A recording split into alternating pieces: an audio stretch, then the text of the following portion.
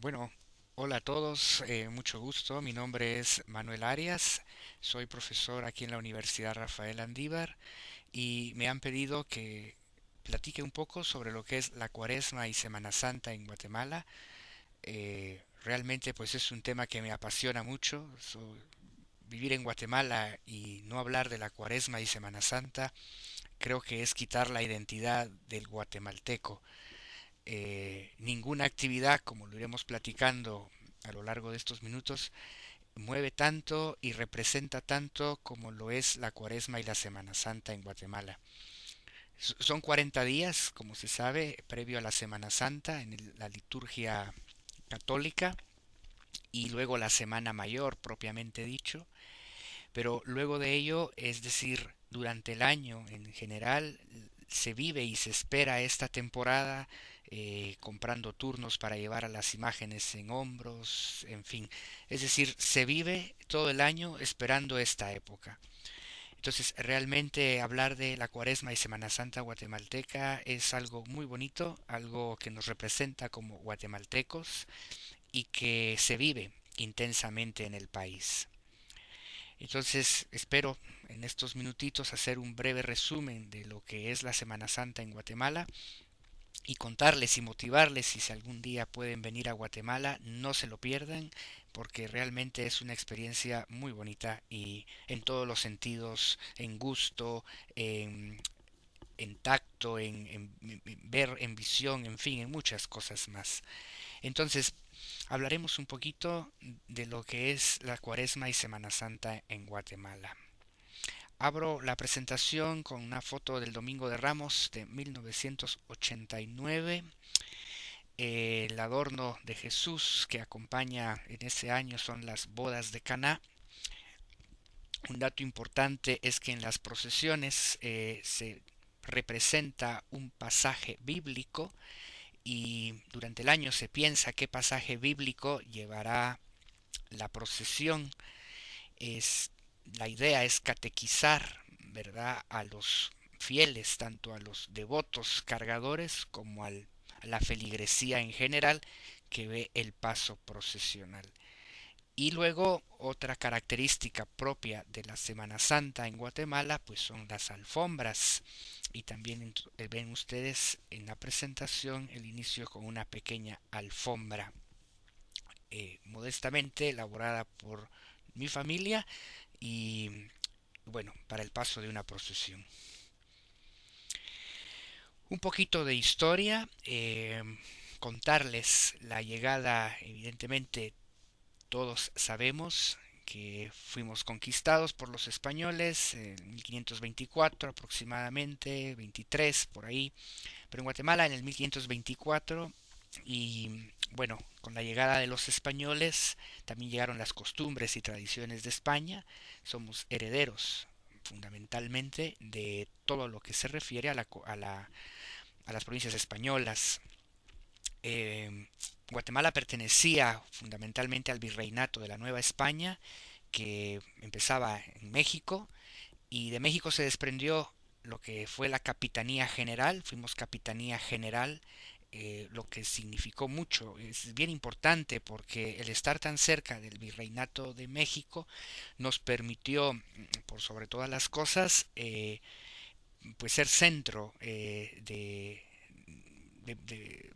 comercio, de costumbres y de muchas cosas. En Guatemala se instalaron pues muchas familias nobles y con ello también tuvimos la suerte de contar con las raíces de muchas de las tradiciones que obviamente se fueron adaptando con pues la nueva modalidad en América Latina, ¿verdad? Es decir, con los indígenas y la mezcla entre indígenas y españoles pues provocó también mezcla de culturas en general. Entonces, al llegar a América los españoles, también con ello llegó la religión y la religión predominante era la religión católica y vamos a recordar un poco que recientemente empezaba la reforma y para la Iglesia Católica fue un momento muy importante llegar a América Latina porque permitió expandir la fe a lo largo de los países latinoamericanos, ¿verdad? Conquistados. Entonces llegaron entre otras las órdenes, primero la mercedaria, la dominica, las franciscanas. Entonces ellos se encargaron, por orden del rey, de evangelizar a los indios, ¿verdad? Es decir, impulsaron diferentes devociones, como lo pueden ver, y era evangelizar a través de imágenes, cuadros, tallas de madera, perdón, inspiradas en escenas bíblicas, o bien para enfatizar la conversión. En este momento también se vive un momento cultural muy fuerte en Europa, entonces el arte está en un momento de expresión bastante fuerte y se trataba sobre todo de que la gente pues quedara impactada ante las imágenes, y esa es la razón por la que también nace el barroco. El barroco es esa expresión, ¿verdad?, teatral, donde vemos nosotros esos cuadros dramáticos, Cristos ensangrentados, dolorosas, pues con rasgos muy dramáticos, muy, muy acorde al tema de la conversión. Entonces, en este sentido, la idea era convertir a los indígenas, obviamente a la religión católica, y eso suponía, ¿verdad?, buscar de maneras iconográficas. Cuando digo iconográfico me refiero a que puedan ser vistas, ¿verdad? Ahora todos hablamos de iconos, ¿verdad? Pues siempre la iconografía ha existido. Y qué mejor, pues, que ver a un Cristo sufriendo para decir que no hay que hacerlo sufrir.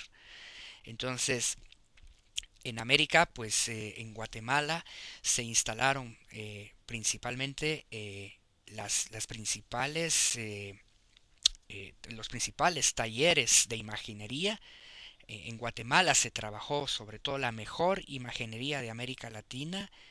Por ejemplo, en la parte de México se trabajó más la orfebrería, que tiene que ver con el tema de la plata, y para el área del vicerreinato del Perú se trabajó pues muchísimo el tema de los retablos y bueno, otro tipo de tallas. Pero en Guatemala realmente era el centro donde se hacían las mejores imágenes. De hecho, muchas imágenes pues se exportaban, ¿verdad?, a otros países centroamericanos y incluso a México y a España alguna vez, para darles una idea de lo bien que se trabajaban.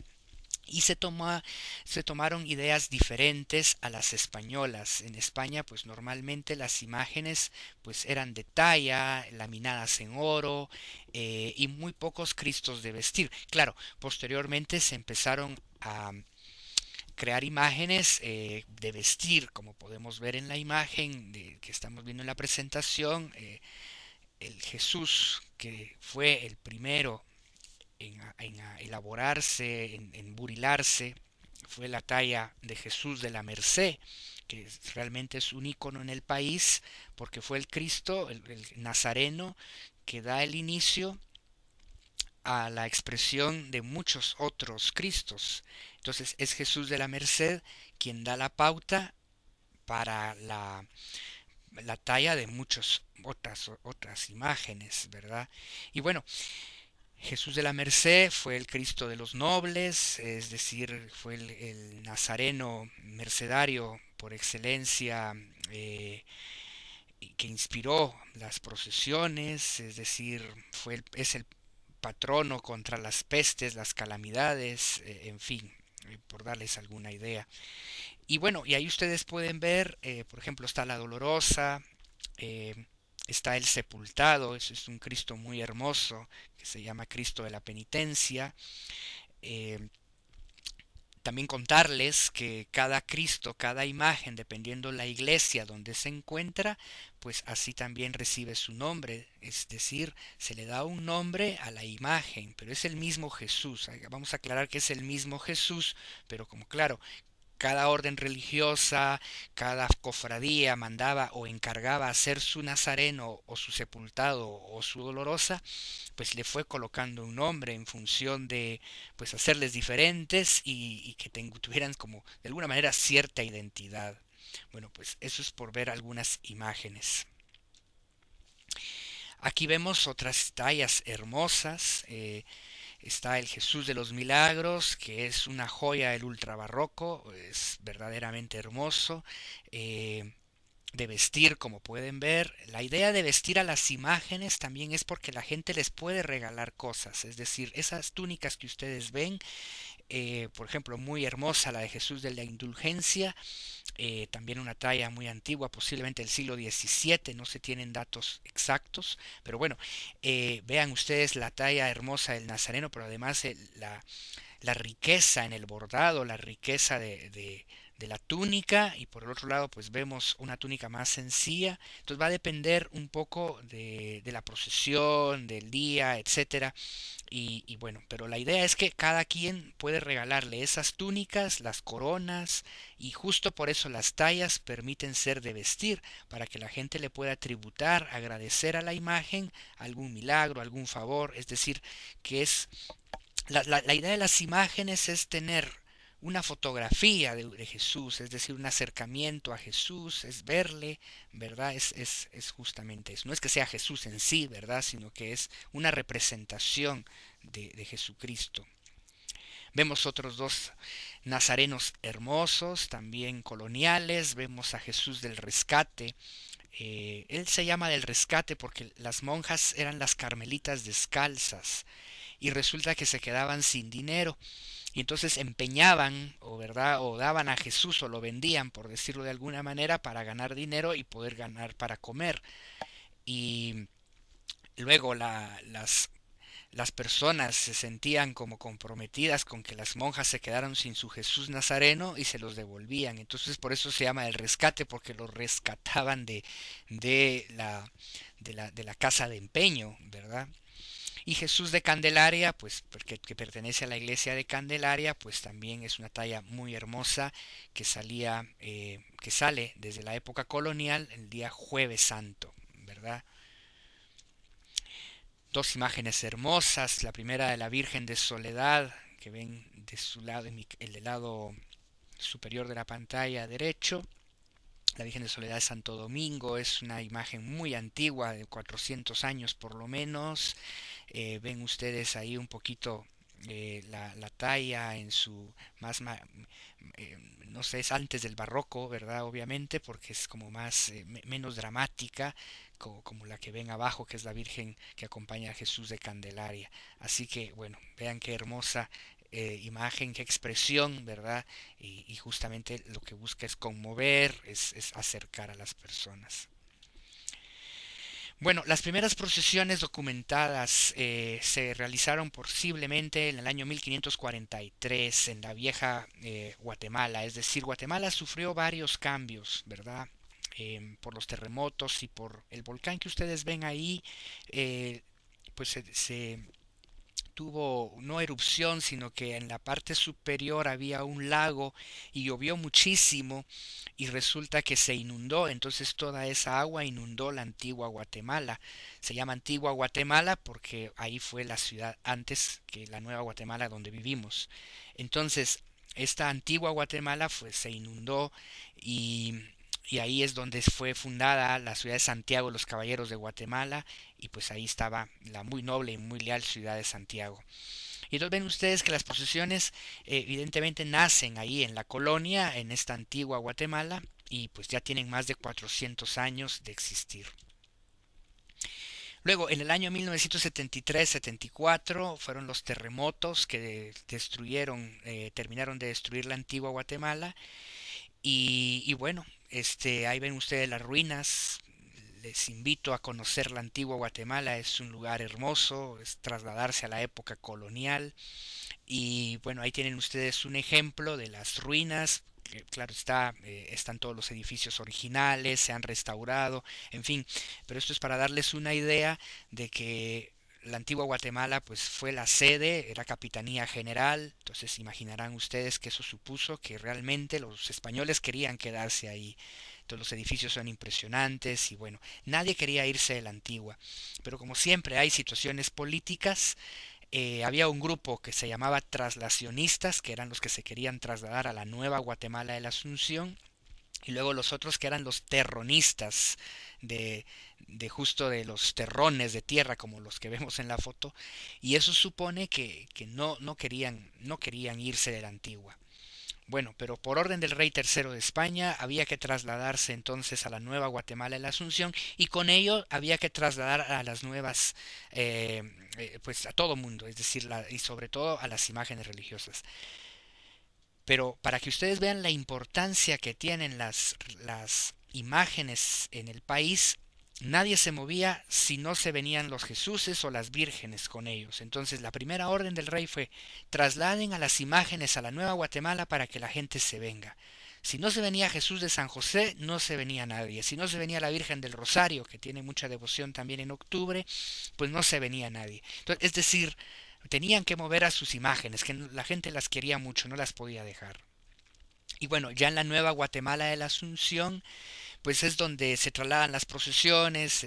No les quisiera contar muchísimo, pero no les puedo contar por el tiempo, pero tuvimos gobiernos liberales y pues las procesiones pudieron salir o no salir, es decir, obviamente eh, fueron las órdenes religiosas de Guatemala, fueron echadas durante el gobierno liberal, pero las procesiones siguieron y fueron las cofradías de pasión las que se mantuvieron. Y si hay católicos en Guatemala es por las procesiones, es decir, realmente fueron las que mantuvieron las procesiones. Ahí vean ustedes una fotografía de San José del año 1972 y vean ustedes, ahí empiezan las ampliaciones de las andas. Fue en el 57 que llegan a 60 brazos. Esta, si no estoy mal, es de 60 todavía, la original de 1957, y en el 74 llega a 80 brazos, y en la actualidad esa misma anda ya pues mucho mayor, con 116 brazos, es decir, para que ustedes vean la ampliación. Ahí pueden ver también a los cargadores, que es, los primeros turnos se llaman de honor, por eso se cargan de traje de calle, saco y corbata, o de americana, ¿verdad? Como también se conoce. Y, y bueno, luego empieza el cucurucho. Pero bueno, el esplendor empieza en los años 50. En 1950 empiezan a crecer, hay más cantidad de cargadores. Vean, por ejemplo, esa foto que es muy hermosa. Aquí les pongo también fotos de Alejandra Rayo, que es excelente fotógrafa. Vean ustedes la dimensión de la procesión del Domingo de Ramos, que por si acaso es la procesión más esplendorosa, más bonita que ustedes pueden ver en Semana Santa. Y vean la cantidad de gente alrededor, vean los cucuruchos que son interminables, las filas pueden ser 7, 8 cuadras, 7 blocks de cargadores de cucuruchos, ¿verdad? Que acompañan al Nazareno. Y ahí lo ven ustedes en la dimensión de una procesión. La Virgen también acompaña al Nazareno, va detrás de Jesús. Primero va Jesús, después vienen las filas de las devotas cargadoras, así como ven las de Jesús en este momento, pues pueden ver también las de la Virgen, serían de la misma manera. Entonces ahí ven a la Virgen que acompaña a Jesús.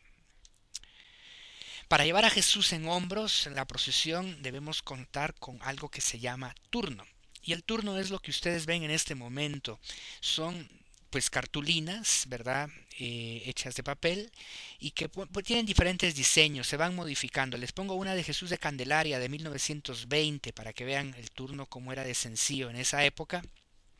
Ven dos agujeros en la parte superior con unas pitas color morada y eso supone que era colgado, ¿verdad? Era colgado el turno al cuello. Y si se fijan en la otra fotografía son dos turnos, uno de San José y uno de Santa Teresa. Y fíjense bien cómo tienen una moñita con un gancho. Entonces esto ya supone un cambio, bueno, en la fotografía pues es mucho mejor.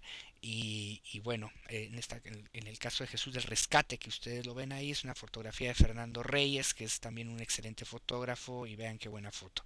Y la otra supongo que es de Marco Antonio Hernández, que es otro buen fotógrafo, y la de Jesús de San José. Pero para llevar en hombros uno va a comprar el turno, hay fechas asignadas durante el año, donde uno tiene un código, uno se apunta, va a la procesión, a la iglesia, perdón, que uno quiere el turno, uno puede cargar donde uno quiera, es decir, toda vez tenga el código, y evidentemente hay mucha demanda. Algunas imágenes como las que ustedes ven en la pantalla, pues tienen demasiada devoción, entonces cuesta conseguir un espacio para llevar en hombros al Nazareno. Hay colas. Imagínense ustedes que pueden pasar las personas para conseguir un número hasta una semana haciendo la fila para conseguir el código. Eh, no solo pasa con el iPhone, no solo pasa con las tablets, no, pasa también con los turnos en Guatemala. Es decir, para llevar en hombros al Nazareno, y si usted no tiene el código, puede pasar mucho tiempo esperando un código. Y la gente, de verdad que se acaban los turnos, es impresionante. Procesión como Candelaria y San José, que son realmente las más grandes, eh, tienen aproximadamente 16.000 cargadores a lo largo de la procesión, es decir, 16.000 personas lo llevan en hombros en turnos de 116 personas por cuadra. Decimos cuadra a un turno, ¿verdad? Básicamente. Para llevar en hombros al Nazareno, ya les contaba que en principio, o al sepultado, porque también salen sepultados, eh, necesitamos un atuendo, un traje, ¿verdad? Y ahí les presento. Se llaman cucuruchos o nos llamamos cucuruchos justo por lo que ven ustedes en la pantalla superior, en la esquina izquierda, pueden observar perfectamente esos conitos. Así era en la antigüedad. Hoy por hoy solo se queda como quedó en desuso para la mayoría, ahora solo queda como una pieza ornamental, algunas iglesias lo usan para llevar los estandartes o llevar algún tipo de, ¿cómo se le llama? De utilería en la procesión, entonces los utilizan con estos trajes. Pero realmente para llevar en hombros ahora a Jesús, no usamos el cucurucho con ese cono, sino como lo vemos en la parte inferior. Eh, el Jueves Santo se usa con paletina blanca, que es ese pañito que ustedes ven sobre los hombros, blanco, y en general en toda la cuaresma, es decir, algunas veces se usa o no se usa la paletina negra.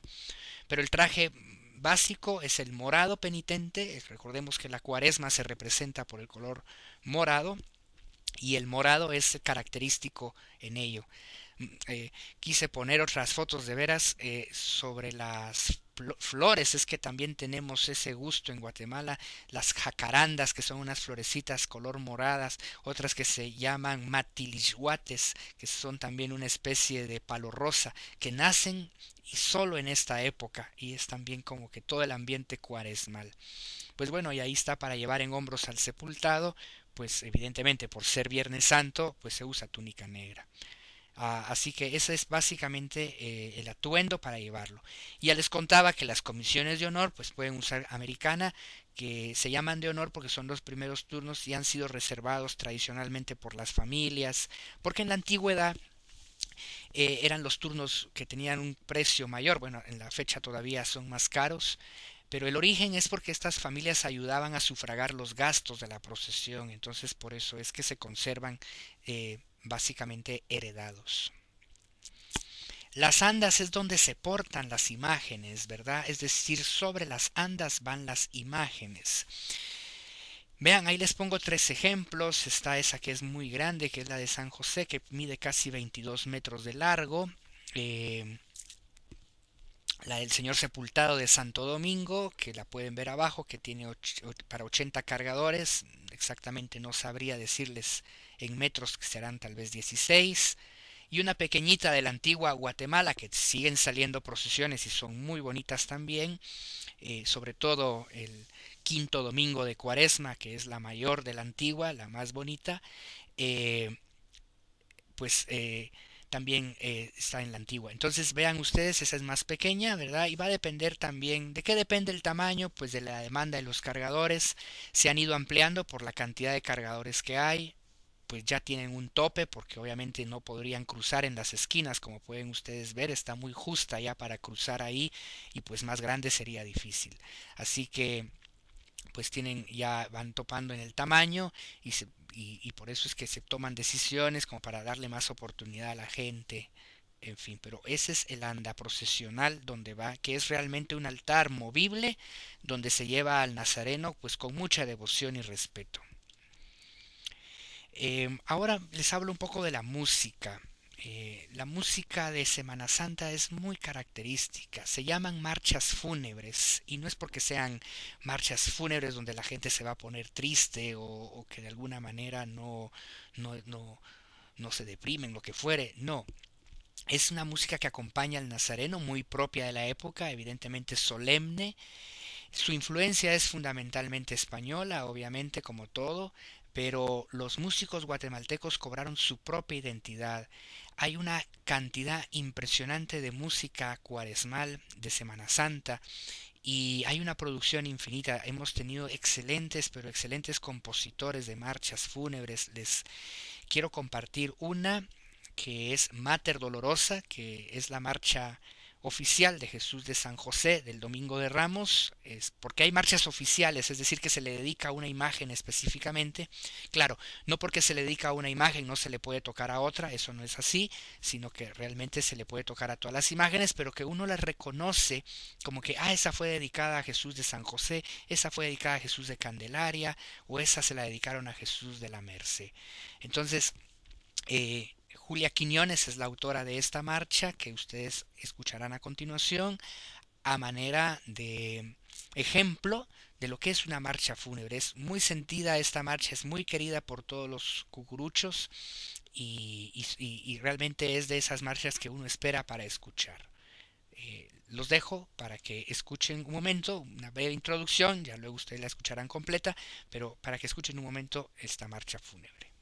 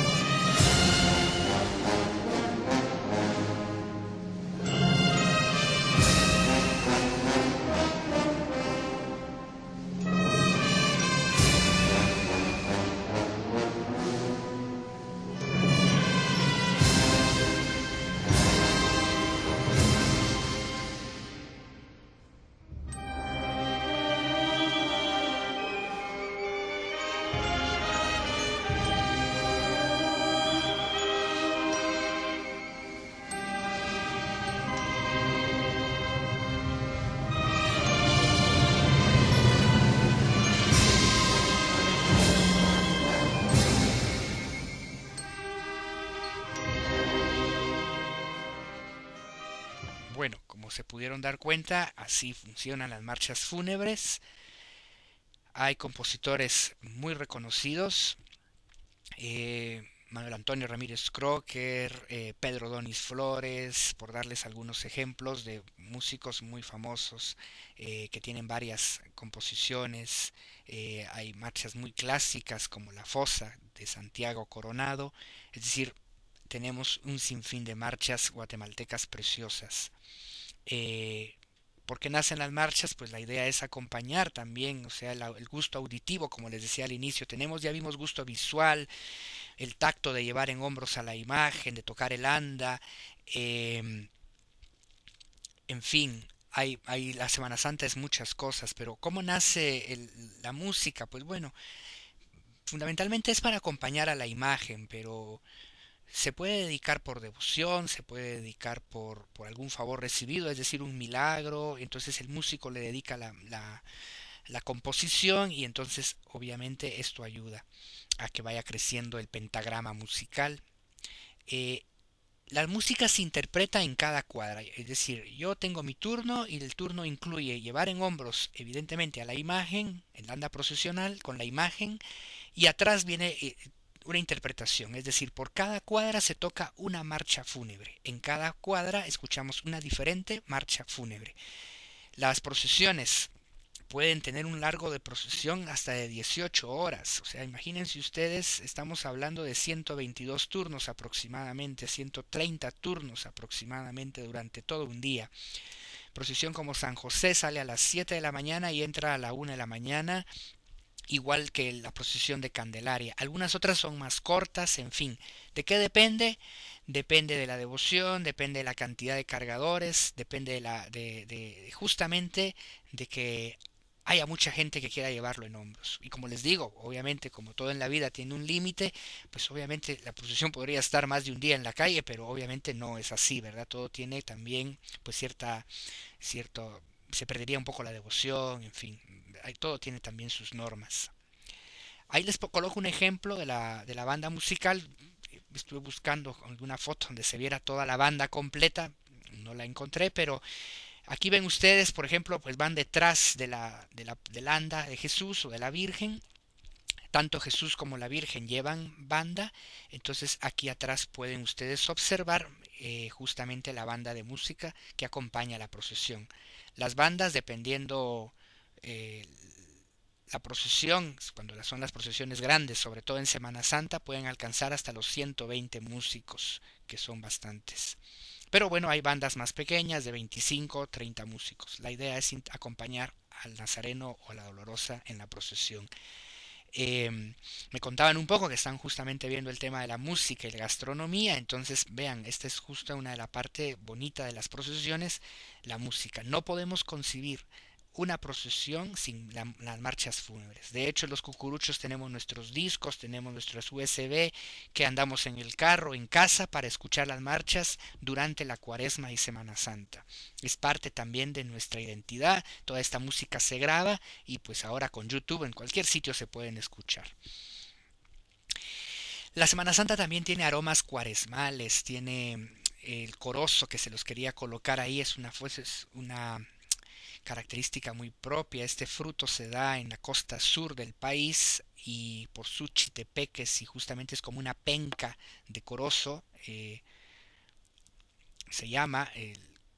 Cuando vean la presentación, si regresáramos donde está el Nazareno de la Indulgencia al inicio, abajo tiene una penca completa de corozo. Pues tiene un aroma exquisito que quisiera llevárselos para que ustedes lo pudieran sentir. El corozo es tan cuaresmal que uno siente y dice ya huele a corozo porque se acerca la Semana Santa o la Cuaresma. Eso se mezcla con el acerrín, el incienso, que es como lo que ven ahí, que va delante de la procesión al paso del Nazareno, ¿verdad? En fin, son una serie de aromas muy sabrosos. Y entonces les hablo de ello porque están las alfombras. Vean ustedes, por ejemplo, aquí está elaborando la alfombra y, y pueden llevar muchas horas de elaboración. Es una carpet en la calle, ¿verdad? Es decir, está tirada ahí, puesta fundamentalmente con una calidad que verán ustedes algunas fotografías. Se usan diferentes materiales como acerrín, que se tiñe de color, flores, pino, corozo, entre otros. Vean ustedes ahí ese colorido, cómo se van tiñendo los diferentes colores y es una auténtica alfombra persa, ¿verdad? Es decir, eso lo ven ustedes en la calle, es decir, está puesta ahí hecha de acerrín de colores. Pueden pasar horas enteras trabajando en las alfombras, horas de horas. Pueden durar hasta 10 horas en la elaboración, vean ahí cómo las trabajan. En la antigua Guatemala sobre todo hacen unas alfombras preciosas. Y me atrevo a decir que mucho más bonitas que en la capital, obviamente. Los antigüeños es el gentilicio de la gente que vive en Antigua Guatemala. El antigüeño tiene un gusto, una capacidad para las alfombras verdaderamente impresionante. Y bueno, y ahí vean ustedes que son 10 horas de hacerla, pero supone antes el diseño, la preparación, los materiales, esos colorcitos que ustedes ven ahí se tuvieron que haber teñido por lo menos unas 3 semanas antes. O sea, hacer una alfombra supone un trabajo impresionante. Claro, usted la puede hacer muy pequeñita, muy sencillita, eso también ocurre, pero cuando usted de verdad quiere hacer algo muy especial en el sentido de que se quiere dedicar y hacer algo verdaderamente original, pues lleva mucho tiempo. Es verdad que también se hace por agradecimiento al Señor durante el año, por los favores recibidos, por el trabajo, por la salud, en fin, se hace todo esto. Y por eso también se le ofrece de tributo la alfombra, que es un arte, efímero, que dura muy poco. Dura tanto en su preparación, pero pasa el Nazareno y queda destruida la alfombra. Pero queda esa satisfacción de haber hecho algo para el Señor, para Jesús, y es bien bonito y apreciarlas, es decir, es realmente una sensación muy bonita la alfombra. En cuanto a la gastronomía, tenemos, voy un poco más rápido por cuestiones del tiempo, la gastronomía tenemos una característica también importante. Guatemala y los demás países de América Latina, pues fuimos influenciados, insisto, como por los españoles, y, y obviamente por la religión. Entonces la comida está también de la mano con la religión. Entonces, es decir, la Navidad pues presenta su comida apropiada y así las fiestas del año. Pues por darles un ejemplo, el Día de la Virgen de la Asunción, que es en agosto 15, pues comemos pepián y así sucesivamente. El Corpus, pues también hay un tipo de comida, en fin.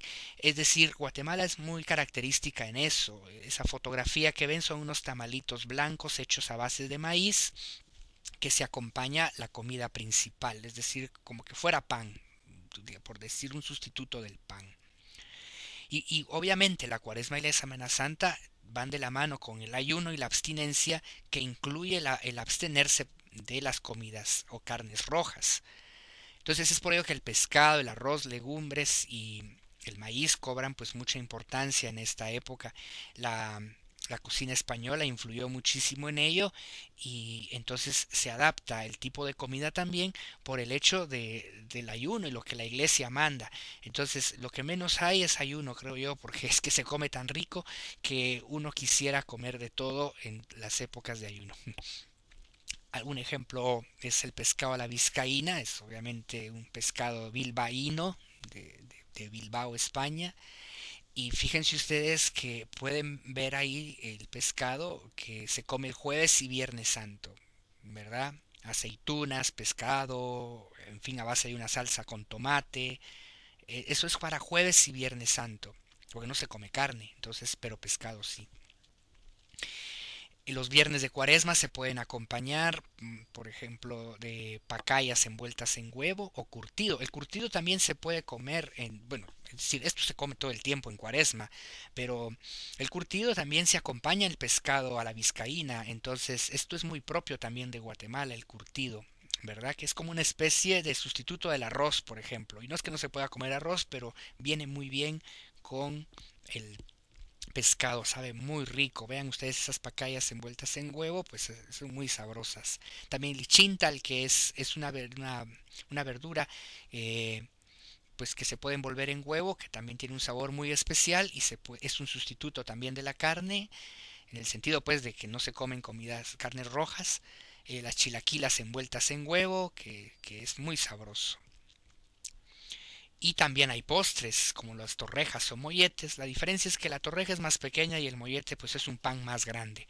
Pero es a base de mantequilla y adentro viene manjar. Entonces ese es el postre tradicional que se puede comer también en la Cuaresma y Semana Santa, sobre todo el Jueves Santo. La comida del Jueves Santo y Viernes Santo es muy especial, pero sobre todo la del Jueves Santo. El Jueves Santo es muy típico reunirse en familia, comer el pescado a la vizcaína o este pescado seco también.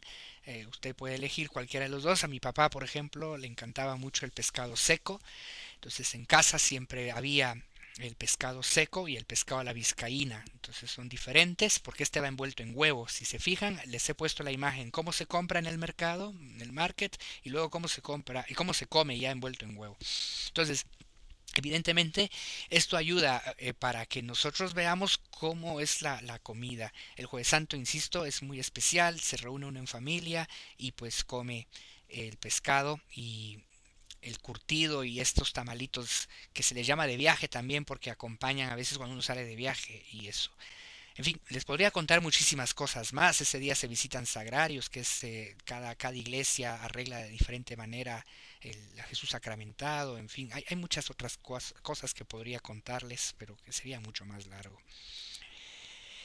Eh, para ir finalizando, es decir, no solo fue comida, no solo fue visión, no solo fue auditivo. Miren, la Semana Santa tiene aroma, color, sabor, gusto visual y auditivo.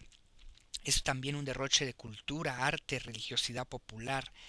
Esto une mucho a los guatemaltecos. Es que también imagínense ustedes que estamos hablando de joyas coloniales de hace más de 300 años.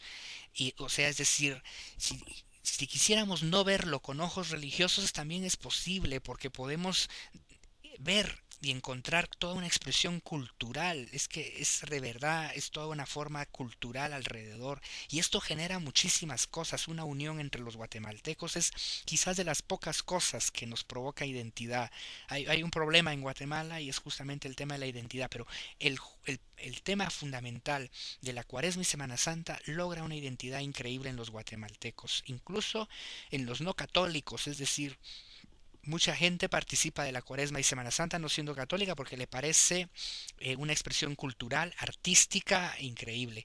Les decía al inicio que perdón, sobre las andas van adornos, es decir, hay también artistas que se dedican a elaborar los adornos para que el Jesús vaya acompañado con diferentes adornos. Cada año sale un adorno diferente, es decir, y eso es también bonito verlo, ¿verdad? Entonces hay toda una plástica ahí impresionante, una expresión artística muy valiosa. Esa parte no hay que olvidarla, o sea, es decir, ciertamente, fundamentalmente es un acto religioso, pero es un derroche de cultura, de religiosidad, pero sobre todo cultura plástica es impresionante. Y bueno, ahí me ven ustedes, ese soy yo, cargando el Domingo de Ramos y esa es mi hija. Entonces, yo creo que si queremos que esto siga, pues tenemos que inculcarlo. Entonces ahí está de aspirante, es decir, todavía no puede cargar, pues muy pequeña. Hay procesiones infantiles también. Este año ya dará el alto para las infantiles, pero en ese fue el año pasado, no lo daba. Entonces eso es así, ¿verdad? Es decir, así lo heredó mi papá a mí, me lo heredó, y así nos lo hemos ido pasando de generación en generación. Eh, y es algo que tenemos que cultivar. Así que de nosotros los guatemaltecos depende que esto se conserve, que esto sea verdaderamente para todos los años. Es declarada Patrimonio Intangible de la Nación. No recuerdo en este momento el año exacto, pero es por el gobierno de la República, es Patrimonio Intangible de la Nación la Cuaresma y Semana Santa guatemalteca. Es decir, es algo por lo que se debe trabajar, es decir, ya no se puede quitar. Es patrimonio intangible y eso supone que culturalmente se defiende y es una expresión artística cultural que no podemos descuidar.